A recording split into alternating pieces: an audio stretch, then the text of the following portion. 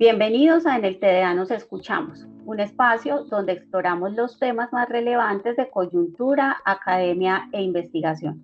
Este es un proyecto impulsado por el Grupo de Investigación Observatorio Público con el apoyo de la Facultad de Ciencias Administrativas y Económicas del Tecnológico de Antioquia. Soy la profesora Lina Marcela Sánchez Vázquez, líder del Grupo Observatorio Público. Hoy hablaremos sobre la contabilidad popular, una respuesta a la apropiación social del conocimiento. Junto a nuestras invitadas especiales, las profesoras Juliana Gómez Zapata, quien es contadora pública, socióloga y magíster en ciencias contables de la Universidad de Antioquia, doctora en Humanidades y Artes con mención en Ciencias de la Educación de la Universidad del Rosario, Argentina, y profesora de planta del Tecnológico de Antioquia, institución universitaria. Profesora Juliana, bienvenida a nuestro podcast. Muchas gracias a ustedes por esta iniciativa tan bonita y porque podemos socializar desde aquí las investigaciones que hacemos y los aportes que podemos realizar desde los proyectos de investigación a la investigación en el Tecnológico de Antioquia. Muchísimas gracias, profesora Juliana, y bienvenida. También nos acompaña en esta sesión la profesora Yaneda Badía Sánchez. Ella es abogada, es especialista en negocios internacionales, magíster en gestión de las organizaciones y doctoranda en Humanidades y Estudios Sociales de América Latina de la Universidad de Alicante. También es profesora de planta del Tecnológico de Antioquia, institución universitaria. Profesora Janet, bienvenida a nuestro podcast. Buenos días, Lina. Muy buenos días para todos y todas. Muchas gracias por esta invitación tan especial que reviste realmente muchísima importancia debido a que hacemos transmitir nuestro conocimiento de alguna manera y le contamos a la comunidad académica, ¿cierto? Todas las actividades que hacemos desde el grupo de investigación, los proyectos y cómo estamos impactando a las comunidades con estos proyectos de investigación. Muy bien. Muchísimas gracias, profesora Janet, bienvenida. Acompáñennos todos en esta conversación que estará llena de conocimiento y de reflexión.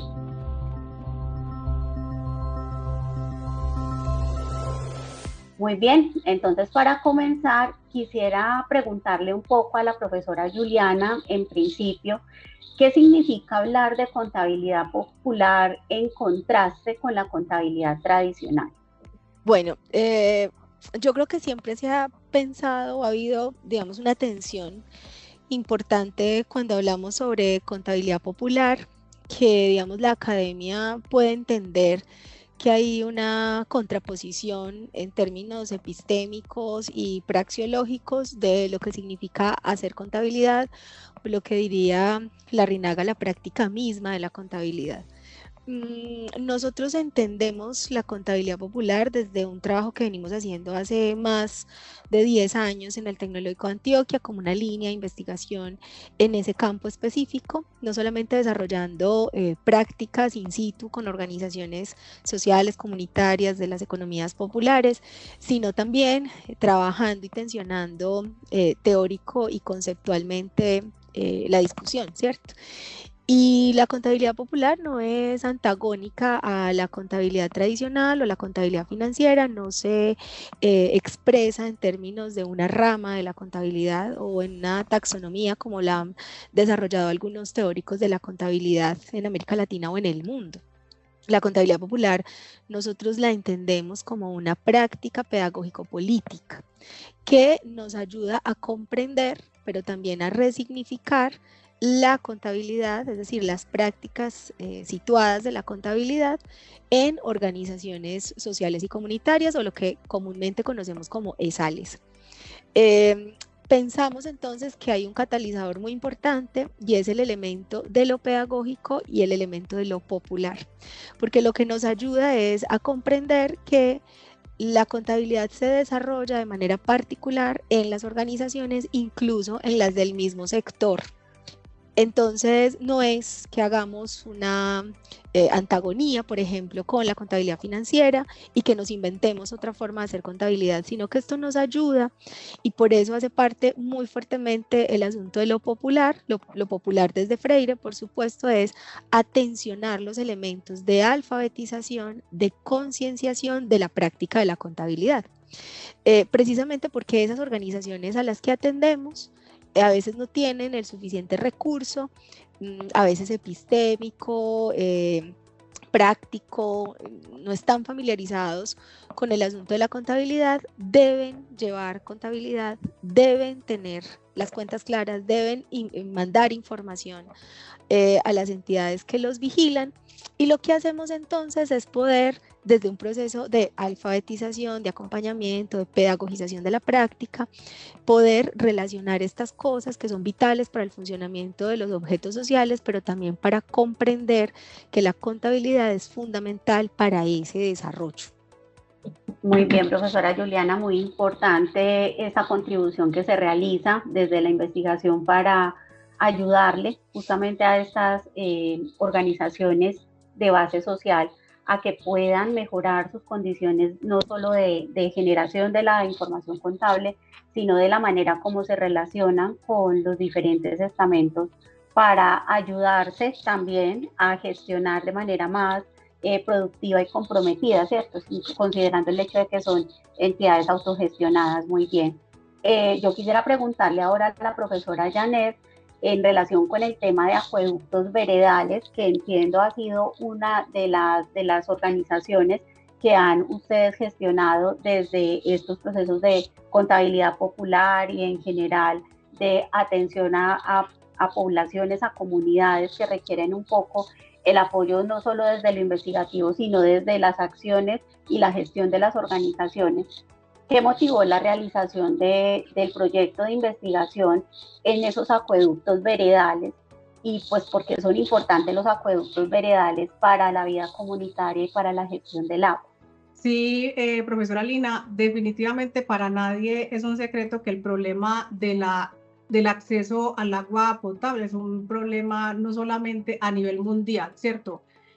Colombia no se escapa precisamente de esta situación. Tenemos una población que definitivamente requiere el acceso a esa agua potable como un derecho precisamente que se tiene.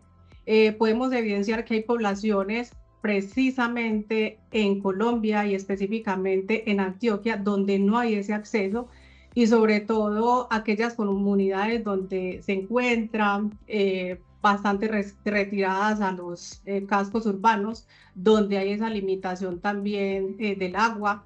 Entonces encontramos esa deficiencia, esa falencia, y pudimos también verificar que algunas comunidades donde se presentaban estos acueductos veredales, las personas, los líderes, quienes se encargaban de esa gestión del agua, tenían muchas falencias. ¿Qué falencias? Por ejemplo, desde el punto de vista de conocimiento desde lo técnico, de cómo operar los acueductos, de cómo manejar los acueductos, temas que tenían que ver, por ejemplo, falta de capacitación, cómo gestionar el uso del agua, cómo dar una adecuada prestación del servicio del agua potable, y no solamente potable como tal, sino de calidad, de manera eficiente y de manera continua.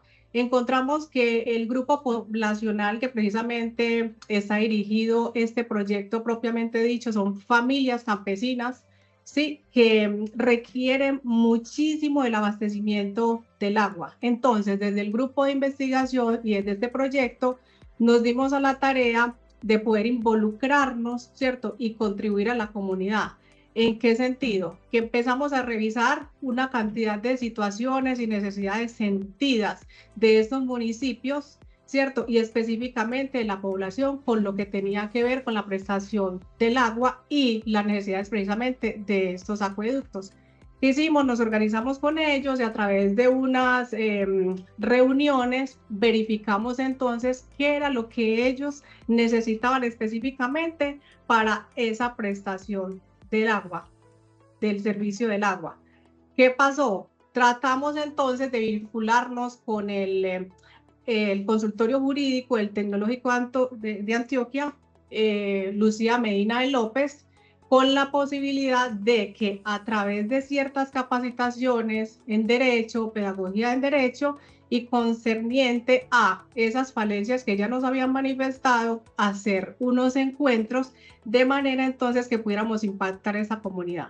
¿Qué hicimos con ellos? Una cantidad de charlas realmente desarrollamos aproximadamente entre 7 y 8 sesiones con los acueductos, en los cuales los capacitamos en qué, por ejemplo, tema contractual, lo que tenía que ver, por ejemplo, con el hecho de las servidumbres. Ellos tenían muchas falencias en lo que tenía que ver, por ejemplo, de cómo responder ante ciertos requerimientos de las autoridades competentes, cómo presentar, por ejemplo, una tutela, cómo responder un derecho de petición. Y también lo que hicimos fue, aunque ellos tenían un conocimiento, digamos que superficial de la normativa que regula los acueductos y la prestación del servicio del agua, no sabían desde el punto de vista técnico cómo aplicarlo. Entonces dimos también una capacitación respecto a la normativa y cómo ellos se pueden también, digamos que defender respecto a ciertas situaciones que se les estuvieran presentando en un momento determinado.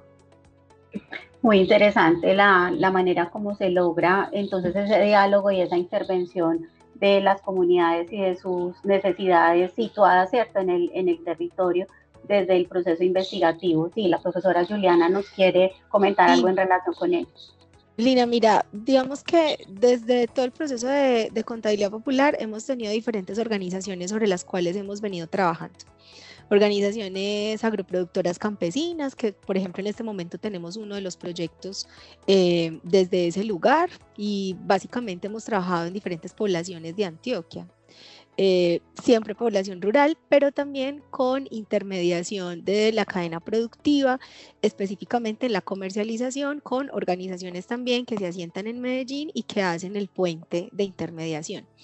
Y desde hace algunos años también venimos trabajando, hace unos 5 años más o menos, con la Asociación de Acueductos Comunitarios de Antioquia, y pues nos vinculamos especialmente en el territorio de Támesis, San Francisco, Santo Domingo, Antioquia, Don Matías y Marinilla.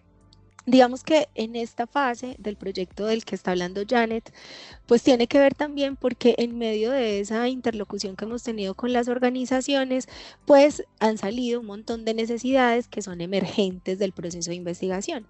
Y una de ellas fue el asunto del acompañamiento jurídico, que siempre lo tuvimos muy ahí.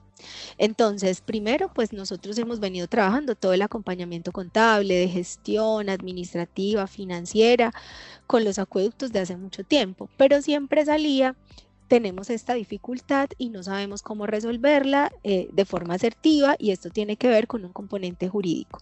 Y también salía la necesidad de trabajar un poco el asunto de lo ambiental, aunque ADACA, pues, y también con otras organizaciones como Pencaes Ávila, que ha sido una de las promotoras como de todo el proceso de gestión ambiental en el departamento de Antioquia, pues los ha venido acompañando.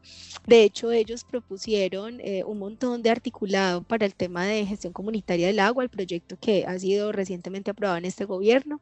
Entonces, lo que me parece interesante es como que la universidad pueda aportar a esas necesidades, y en esa medida, pues este proyecto que se ha desarrollado en 2025, la idea es que podamos fortalecer un poco más el asunto de lo jurídico, que es específicamente lo que contó Janet, y también tratar de darles algunas recomendaciones en el caso concreto sobre fortalecimiento ambiental en las cuencas, y no descuidar, por supuesto, pues lo contable de la gestión de sus recursos, que ha sido, pues digamos, el asunto neurálgico de la apuesta que tenemos desde el equipo de contabilidad popular.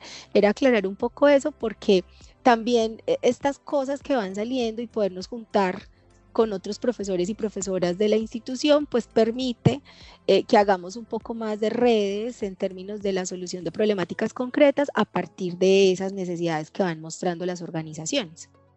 Muy bien, muy interesante, la verdad, el ejercicio que ustedes vienen realizando, sobre todo cómo se cuenta de manera tan específica todas esas experiencias comunitarias, esos aprendizajes. Suele pasar que cuando uno va a hacer investigación en el campo social, termina percibiendo como investigador que es más lo que uno aprende que lo que uno lleva efectivamente a esas comunidades. Y justamente sobre ello yo quisiera preguntarles a ustedes en este momento, ¿cuáles han sido, a partir de los hallazgos que ustedes encuentran en sus trabajos de investigación, las principales dificultades que están enfrentando los líderes comunitarios cuando hacen esas gestiones a nivel contable, a nivel legal, a nivel administrativo, hablando de dificultades de relacionamiento ya no únicamente con la academia, que es el frente que nosotros pues estamos trabajando desde la investigación, sino qué dificultades se enfrentan ellos en ese día a día frente al tema de las gestiones que, como decía hace un momento, regularmente son acciones autogestionarias, son ellos mismos conduciendo los recursos que casi siempre son muy escasos y generando esas posibilidades de ampliarlos, por ejemplo, en entidades públicas, por ejemplo, a través de cofinanciación. ¿Cuáles dificultades han visto ustedes que entrañan para esos líderes comunitarios la gestión, tanto a nivel contable como a nivel jurídico de sus organizaciones? Si quiere, iniciamos con la profesora Janet. Bueno, pues sería como reiterar de alguna manera lo que ya te había expresado ahora.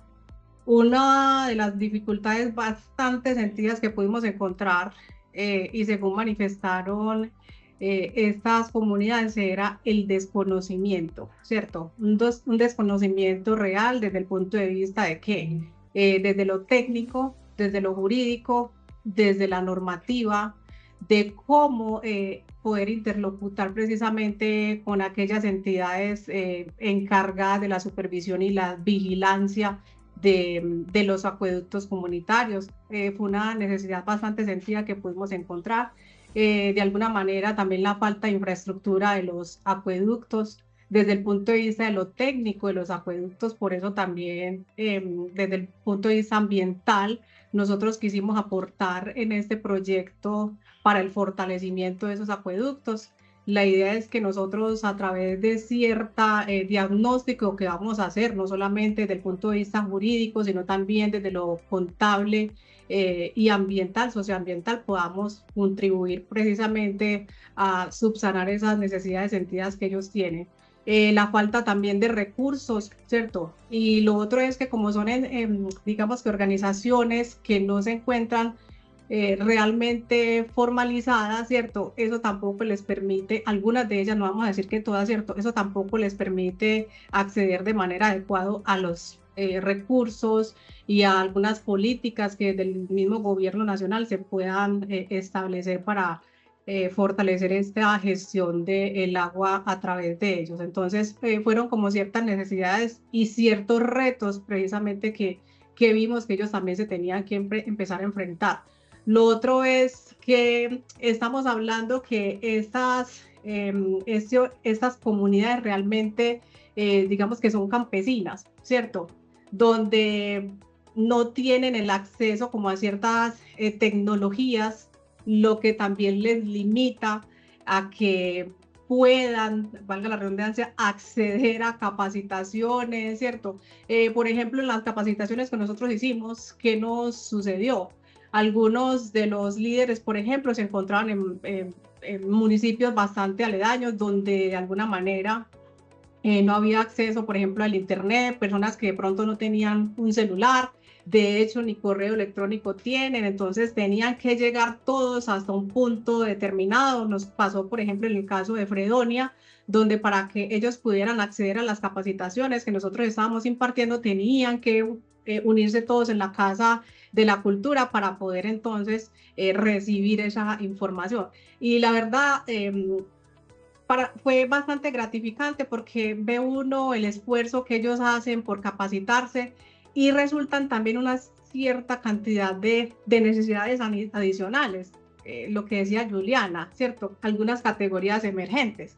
Ellos nos decían, ya sabemos lo que tiene que ver con la tutela, la contratación, el derecho de petición, las normas, ¿cierto? ¿Cómo vamos a responder ante ciertas entidades que nos regulan y que nos controlan? Pero ahora necesitamos una segunda fase. ¿Por qué? Porque como ya sabemos esto, necesitamos que ustedes también, ¿cierto? Nos capaciten en esto y eso. Entonces, pensamos que el trabajo que hemos desarrollado o que hicimos hasta el momento es solamente el inicio, ¿sí? Porque la idea es vincular a otros equipos de tal manera que sea realmente interdisciplinario con la finalidad entonces de que podamos tratar de solucionar esas necesidades que ellos están manifestando en estos momentos. Lina, mira que hay una situación también, bueno, en esta fase, por ejemplo, Janet, que está hablando específicamente de los acueductos, pero también quisiera responder un poco la pregunta en términos de las demás organizaciones que acompañamos.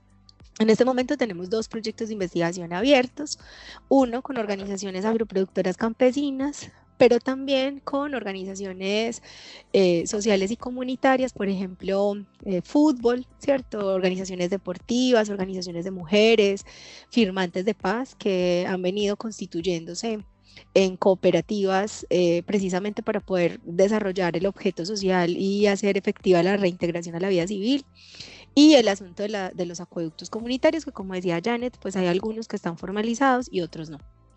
Incluso hay algunos que son acueductos efectivos y hay otros que pueden ser sistemas de abasto o, cierto, cuencas muy incipientes, pero que a la final prestan el servicio comunitario del agua. Entonces, como que tenemos esa doble situación, y es que hay algunas organizaciones que no están formalizadas, es decir, no están obligadas a llevar contabilidad o a presentar elementos jurídicos o de cualquier tipo de reglamentación, pues que esté controlada, pero hay otros que sí, y que incluso participan de las mismas redes en las cuales nosotros hemos venido acompañando. Entonces, esto es importante porque las organizaciones, aunque estén del mismo sector, pertenezcan al mismo territorio, tienen unas singularidades.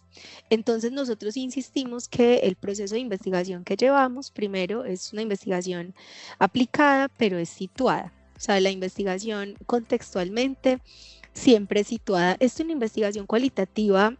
Es muy importante porque efectivamente refiere como un lugar de enunciación sobre el cual se desarrollan y se hacen las apuestas de investigación. En ese sentido, pues lo que significa que nosotros hagamos una investigación situada es que no podemos repetir las mismas estrategias, las mismas prácticas, los mismos principios de una organización a otra o de un territorio a otro. De hecho, así trabajemos en un mismo lugar.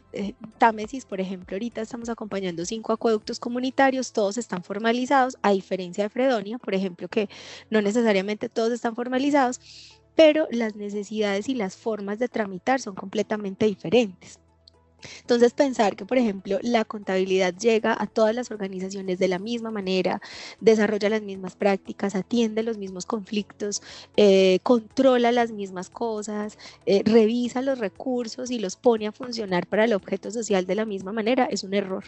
Es un error no solamente técnico, sino por supuesto teórico y metodológico. Entonces, lo que creemos es que el reconocimiento de las limitaciones que tienen las organizaciones, pero además también de las formas en las que interactúan, los roles de trabajo, que no son un asunto contable, ni tampoco jurídico, son un asunto de la gestión de la organización, pero que es determinante para el cumplimiento de la práctica de la contabilidad o también para entender elementos de lo jurídico, porque si todo el mundo hace todo, ¿cierto? Tenemos un problema en los canales de comunicación, en las redes de la gestión. Entonces ahí, por ejemplo, es un punto de atención que nosotros siempre situamos. Lo segundo también es cómo entender, por ejemplo, el componente del recurso, que el recurso no solamente es financiero, o sea, no es solamente lo que está en caja, sino también un montón de asuntos que implican la toma de decisiones de las juntas, de las personas que participan de la construcción y permanencia de la organización, de cómo se relacionan en el territorio, y eso tiene que ver con una implicación financiera. Bueno, o por lo menos económica, ¿cierto? De entender, por ejemplo, redes colaborativas, economías de escala, pero eso tiene que también entenderse en términos de cómo vive la organización en el territorio. Y eso lo vemos mucho con las organizaciones agroproductoras campesinas. Ahorita estamos atendiendo el sector de San Francisco, Antioquia, que ya llevamos 7 años trabajando allá, y donde, por ejemplo, hemos intentado cerrar el proceso y decir, bueno, descansemos un ratico y volvemos, no sé, en 1 año, en 2 años, y las organizaciones nos dicen como, no queremos que se vayan. Lo hemos hecho, lo hemos intentado 2 veces este año y pues la gente dice es como, no, no queremos que se vayan, porque repensar las problemáticas organizacionales son un asunto del día a día. O sea, lo que nos pasa hoy no nos pasa dentro de un mes o no nos pasó hace un año. Y la atención de la contabilidad o de todas las herramientas que nosotros vinculamos para resolver el problema es coyuntural. Entonces, hoy, por ejemplo, las organizaciones, lo que contaba Janet, tienen este problema, hoy saben hacer la tutela. Dentro de un año se renueva la junta del acueducto y entonces en un año ya no saben hacer la tutela.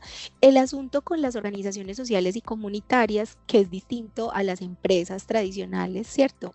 Pymes, MIPYMES o lo que sea, insisto, es el asunto de la alfabetización, y no porque nosotros vamos a iluminar a nadie, porque precisamente este proceso se trabaja es a través de un diálogo constante de los saberes múltiples que tenemos en las organizaciones y en la universidad, sino porque esa atención, cuando decimos la alfabetización, es la posibilidad de conversar entre múltiples saberes que se conjugan para la resolución de un problema. Entonces creo que las limitaciones son muchas, pero también los aprendizajes son un montón, porque eso lo que nos permite es todo el tiempo estar la academia, pues que para eso trabajamos en la universidad, a resolver problemáticas situadas, a llevar estudiantes a que nos ayuden a pensar en ese problema, a formar talento humano, que se quede, ¿cierto?, con estos enlaces y estas organizaciones y en el territorio. Es decir, que la investigación tenga utilidad pública, y aquí se nota mucho, porque la gente no tiene el recurso suficiente para resolverlo por su cuenta. Y la alianza con la universidad es vital. Muchas gracias a ambas por ilustrar de manera tan amplia ese trabajo tan bello que vienen haciendo desde hace tantos años en el tema de contabilidad popular, y que seguramente ha generado transformaciones muy importantes para estas organizaciones de base social.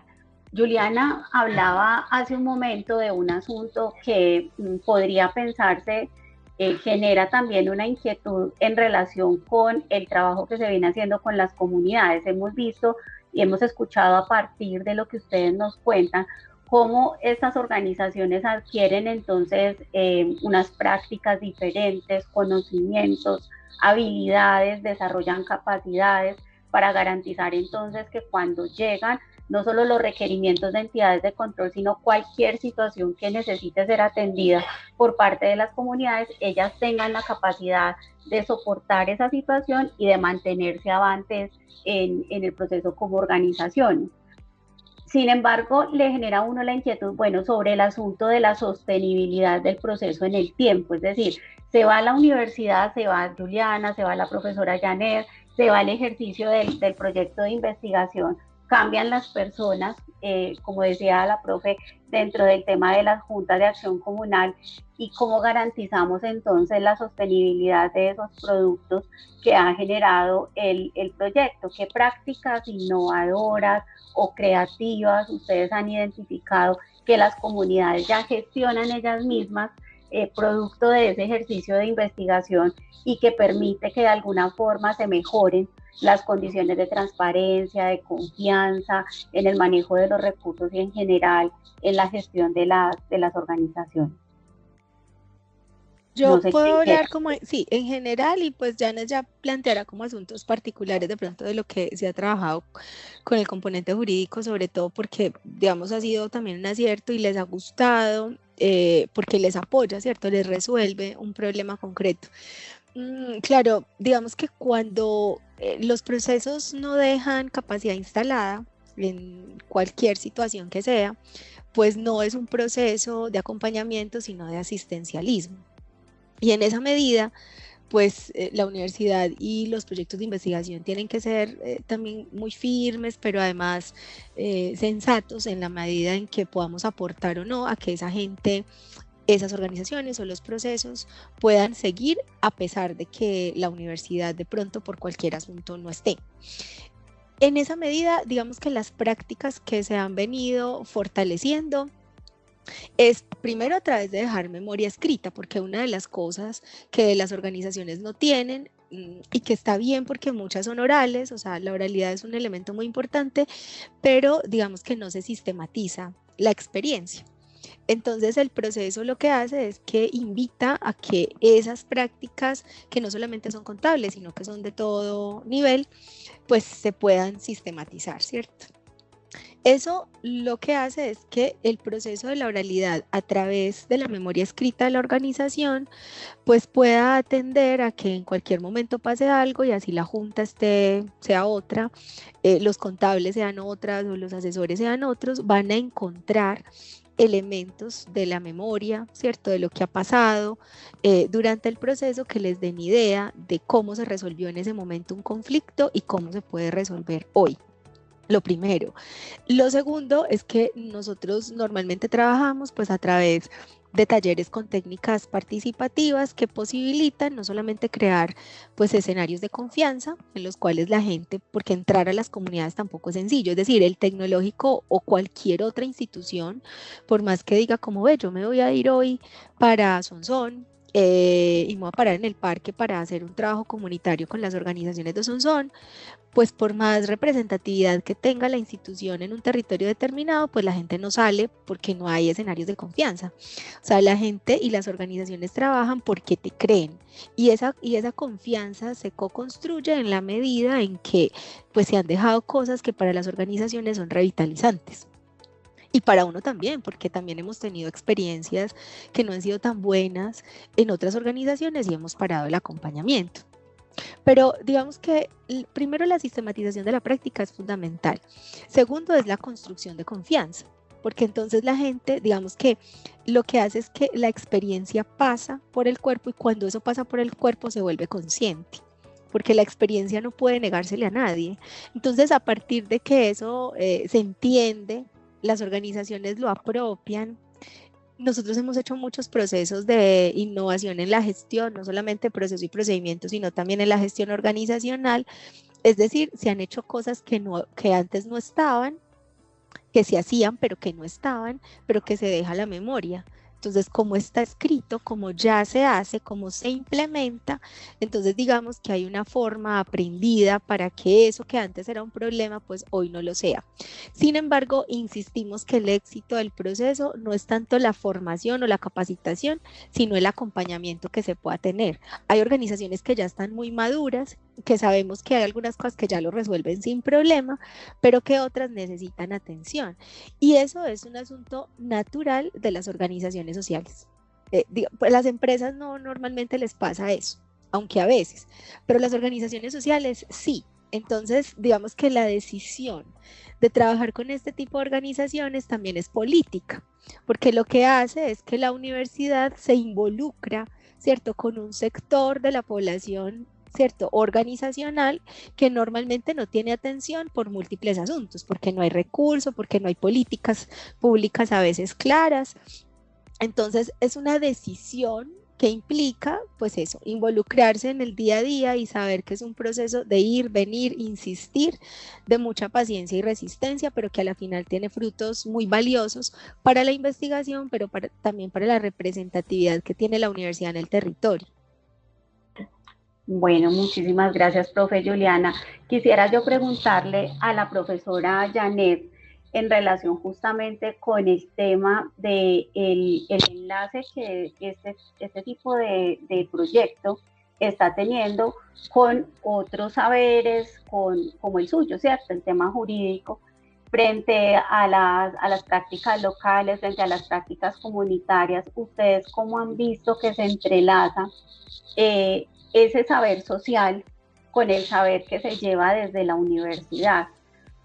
¿Han encontrado dificultades de entendimiento o cómo han hecho para hacer algo que yo denominaría esa traducción del lenguaje académico a el lenguaje de las comunidades para acercarlo un poco más a esas posibilidades que pudieran tener de entendimiento y que en realidad se generara el efecto esperado por parte del proyecto? Claro que sí. Bueno, yo quisiera primero hablar un poco de la pregunta anterior que hiciste, ¿cierto? En el sentido de que sea Tecnológico de Antioquia o cualquiera, o sea, la academia no puede ser ajena a las necesidades de las poblaciones, ¿cierto? y entendemos que el conocimiento que se encuentra en las universidades, en las instituciones de educación superior, ¿cierto? Tienen realmente relevancia en la medida en que se traspasa a las comunidades y empieza a impactarlas y darles soluciones a esos requerimientos o a las necesidades que se empiezan a sentir en ellas, ¿cierto? Entonces, en ese contexto, la academia no se puede deslindar, ¿sí? Y es una obligación no solo de las instituciones de educación superior, sino que también el Estado debe tener unas políticas muy claras con la finalidad de que les haga seguimiento, ¿cierto? De permitir que esa prestación del servicio del agua, de esa gestión que están haciendo todas esas comunidades que tienen esta función de prestar el servicio como tal, realmente se realice. Entonces, no solamente el Estado, sino que la academia tiene esa obligación, por lo tanto, no se puede separar de ella. Nosotros en este contexto, por ejemplo, cuando estamos hablando del trabajo que estamos desarrollando, digamos que nosotros tratamos de dejar algunos productos. La profe Juliana, por ejemplo, manifestaba que la experiencia tenía que sistematizarse, ¿cierto? ¿Qué hicimos nosotros? Tratamos de establecer un diagnóstico de los acueductos, en qué condiciones se encuentran, porque nosotros, como ya sabes, profe, estamos apuntando desde diferentes aristas, desde el punto de vista jurídico, contable, socioambiental, el organizacional. Entonces tratamos de hacer un diagnóstico para poder determinar en qué condiciones se encuentran esos acueductos, de manera que entonces podamos diseñar un modelo de gestión, ¿cierto?, que permita mejorar ese desempeño en los acueductos y la prestación del agua, del servicio del agua. Lo otro es que como producto adicional pretendemos, ¿cierto?, dejar una herramienta, un aplicativo, de tal manera de que desde los mismos acueductos se pueda gestionar, es decir, a través de ese aplicativo, ellos con ya el conocimiento que le pudimos transmitir desde las capacitaciones que les ofrecimos durante prácticamente un mes largo, puedan tener como ciertas alertas y que puedan cumplir con esas obligaciones que son generadas desde las diferentes entidades del Estado, ¿cierto? Que les recuerden, por ejemplo, en qué tiempo, cuáles son los términos para dar una respuesta determinada del derecho de petición, en fin, algo que les recuerde a ellos y que les quede como producto de esa actividad propiamente dicho que ellos tienen que desarrollar de manera continua. Vos me preguntas, profe, ¿cómo hemos hecho para que, teniendo en cuenta el contexto y la situación propia de ellas, nos puedan entender? Tratamos entonces de que las capacitaciones que se hicieran fueran en un lenguaje muy fácil de que ellos lo pudieran comprender, muy accesible para ellos, precisamente, en el sentido de que, si bien es cierto, hay que explicarles algunos conceptos que son netamente jurídicos, ¿cierto? Respecto a una normativa, cuáles son los términos, entre otros conceptos que son bastante complejos para ellos entender. Tratamos entonces de hacerlo de una manera tan sencilla que pudiéramos llegar a ellos y que nos dijeran: profe, qué tan bueno, se entendió todo muy bien, nos quedó supremamente claro, ¿por qué no vuelven? Entonces, cuando uno les da la explicación y los conocimientos se transmiten de esa manera, digamos que poquito para ellos, como para hacer entre comillas, pues el término, la información llega mucho más fácil a ellos y es mucho más fácil aprender ese conocimiento. Entonces, pienso que desde ese punto de vista no fue tan difícil. Habían personas que sí tenían un poco más de conocimiento al respecto, pero tratamos de que pudiéramos nivelarlos a todos y pudieran comprender las diferentes temáticas que se impartieron. Ok, bueno, ambas han tratado en su respuesta algo que me parece fundamental, y para que vayamos un poco haciendo el cierre de este podcast, frente a ese relacionamiento que tienen las organizaciones de base social con otras instituciones que les brindan el apoyo, bien sea desde lo técnico, desde lo normativo, desde los recursos en lo público. La institucionalidad es algo fundamental para este tipo de organizaciones. A partir de los resultados que ustedes vienen encontrando en sus proyectos de investigación, ¿qué recomendaciones ofrece el proyecto o los proyectos en particular en el marco de esta contabilidad popular a las instituciones públicas y a las organizaciones de apoyo que ustedes han encontrado pues frente a este tema de las organizaciones de base social? Entonces, ¿cuáles serían esas recomendaciones que podríamos dejarle tanto a las instituciones públicas como a las organizaciones de apoyo en este sector? Bueno, yo creo que una de las cosas más importantes es la mediación sobre la política pública. Sin embargo, eso, pues obviamente por estar precisamente determinado por el asunto político, pues a veces es complejo. Nosotros entendemos que las organizaciones, cualquiera que sea, en este caso, como te digo, trabajamos con varias de ellas, y aquí pues tenemos 2 proyectos de investigación en curso que atienden ESALES, pero desde diferentes lugares. Y pudiésemos, digamos, generalizar la necesidad no solamente de atención sobre la política pública, sino también una atención en términos de los requerimientos que hacen las organizaciones públicas, por supuesto, o también algunas privadas con función pública que requieren a las organizaciones. Es decir, tienen un montón de obligaciones que son muy complejas y que además son muy costosas. Entonces la Cámara de Comercio requiere, la Gobernación de Antioquia requiere, la Superintendencia de Servicios Públicos requiere, en el caso de los acueductos, pero también, por ejemplo, en el caso de las agroproductoras en general. Entonces el INVIMA requiere, porque necesitan, por ejemplo, licencia para poder comercializar.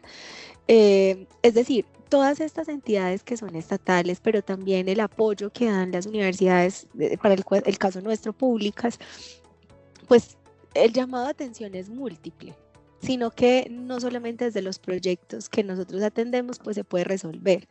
Lo que sí hacemos es como volvernos en un canal de difusión, en términos de que hay un montón de cosas que para las organizaciones, además que son muchas rurales, entonces solamente eso ya es una barrera enorme. Entonces lo que hemos hecho, por ejemplo, que en algún momento lo hemos hecho con el NAF acá, entonces cómo tratar de que la universidad nos apoye en una interlocución más efectiva con la DIAN, porque a veces si vamos nosotros, que no podemos hacer representación en algunos casos, pero si por ejemplo van ellos, pues no van a entender, o de pronto son muchas vueltas, o solamente el desplazamiento es un costo adicional que no pueden cubrir.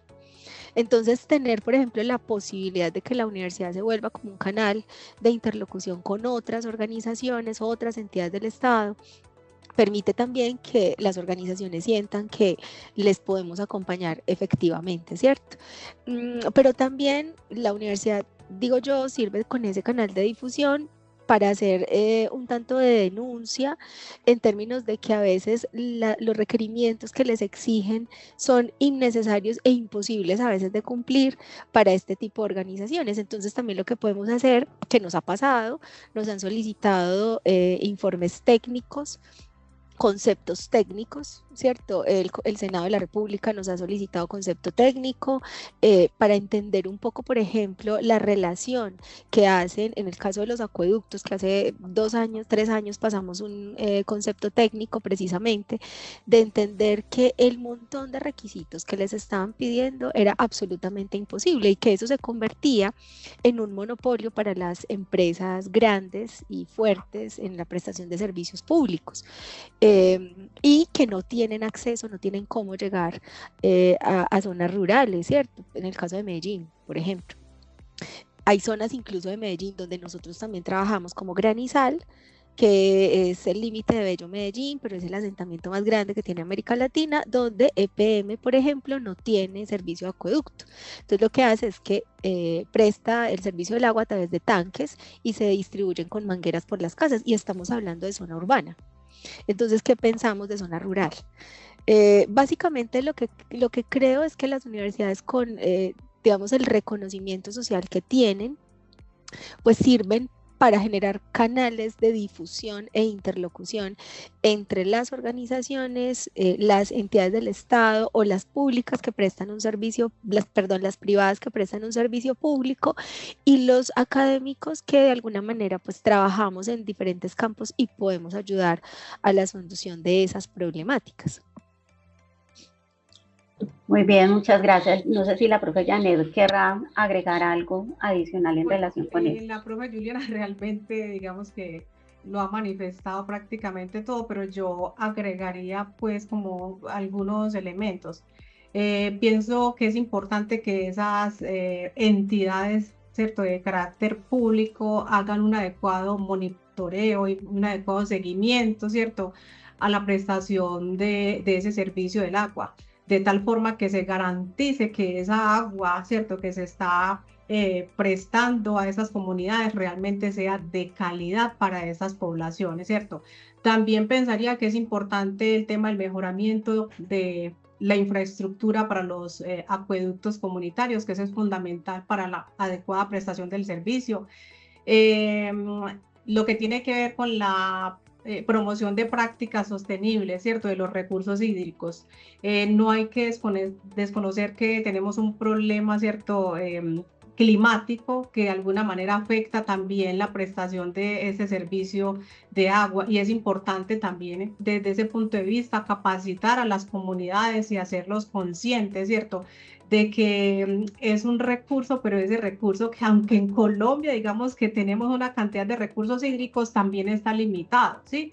Y enseñarles de alguna manera prácticas que sean sostenibles, y que nos puedan garantizar que otras generaciones también las tengan hacia el futuro. Entonces pensaría que sería para aportar eso a lo que la profe Juliana ya había manifestado. A lo otro, el fortalecimiento de las normas, ¿cierto?, que permitan también la regulación y la prestación adecuada del servicio. Eso sería pues como para agregarle a lo que la profe Juliana ya había manifestado respecto a la pregunta que nos haces, profe.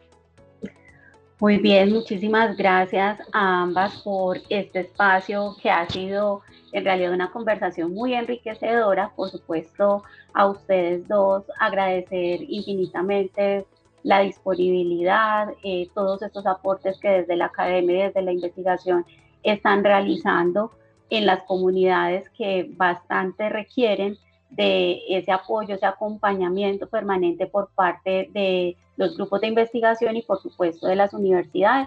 Así que gracias por compartir su conocimiento y sus reflexiones con nosotros.